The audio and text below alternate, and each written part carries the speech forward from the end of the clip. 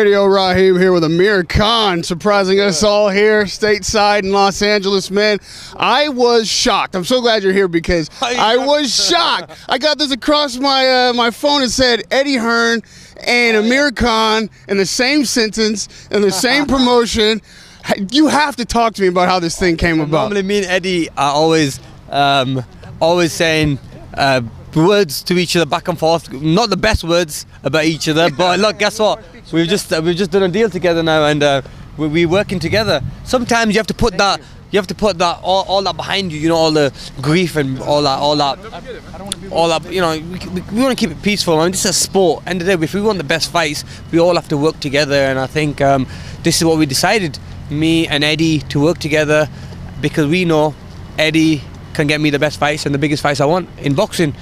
Being Kell Brook, being the big names in America, and let's start off with the Greco fight.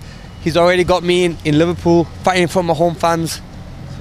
And so Eddie Hearn, Matchroom Promotion and Khan Promotions together are working together with Sky Sports as well.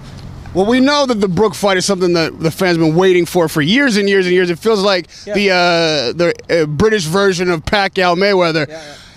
Have you had that discussion, like this fight will happen while you're with Eddie Hearn? Is that part of the reason you're there? Well, it is one of the reasons, yeah, because I mean the reason me and Eddie have teamed up, because we know there's some big fights out there in the future that we want to have, being Kell Brook and other names out there, and I know Eddie could be the guy to get me those fights. So that's the reason. Have you had any discussion with Kell Brook? I mean, are you guys, it's still bitter blood? I mean, the bitter blood's always going to be there. With two fighters, we're going to go to war against each other, and in the future, I hope. So, yeah, you know, we respect each other's skills and boxing, but at the same time, we don't like each other. But it's boxing, right. You know, that's one of the things. We're going to be fighting each other one day. So, yeah, that's one of the reasons me and Eddie thought, let's maybe work together and let's make a big super fight happen in the UK. We're both at our peak of our career. Let's build our careers back up again and get a big super fight. Now, talking about guys you don't like, I don't know whether or not you like this guy or not, but obviously there is so much discussion because of what happened with you in your personal life. Yeah. You tweeted about Anthony Joshua. Now you guys are under the same promoter. Yeah. What's your relationship like with him? Have you had a discussion about all that madness? Yeah, you know what? It was all just a misunderstanding, really. I mean, it was just people sending me stuff. Anthony said he never spoke to my wife or anything like that. Nothing ever happened. Doesn't even know her, to be honest with you. And obviously he's a friend of mine. He's been a friend of mine a long time. Everything that happened was just blown out of proportion. Me and my wife was going through a lot of drama, and I was like, you know, we just went through a bit of a tough time at that time. And so me and Anthony, we spoke it out. We spoke it out probably a couple of days after that. He just called me and he said, "Look, Amir," he goes, "I would never ever do anything like that, and I can't believe you should have called me before you tweeted something stupid." But obviously, me being all over the place, I was going through a lot in my life, having the hand operation and everything. Wow. We zooming on that hand, jeez.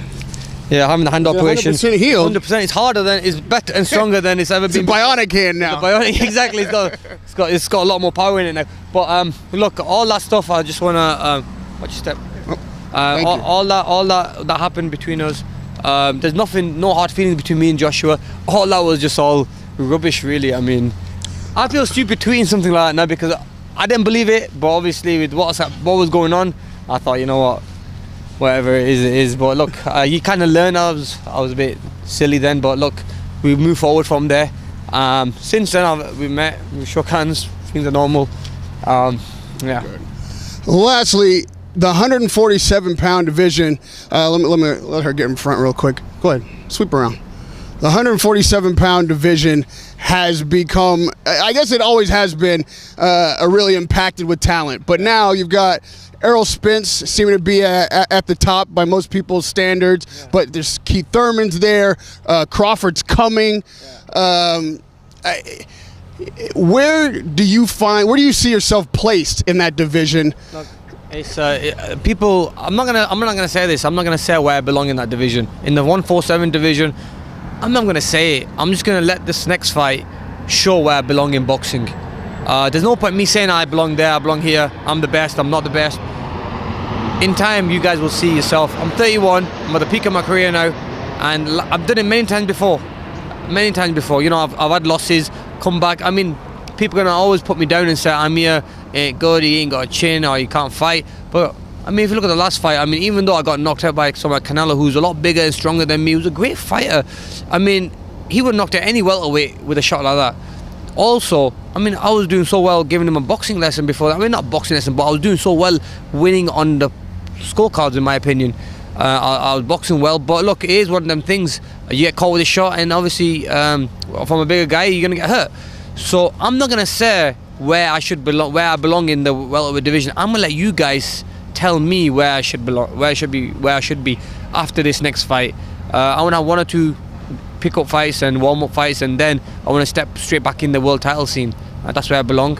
I've won world titles, I've lost world titles, but I've come back many times before. So this is what it is. I'm going to let you go, man. You can just give me one name. I know you're a boxing fan, and during your layoff, you must have been watching the fights. At 147, save yourself. Who's the best? The best in it's hard to say, because you got either Spence or Thurman, who I think up there. Hard to pick who the best is. Who wins that fight? You know what? Styles make fights.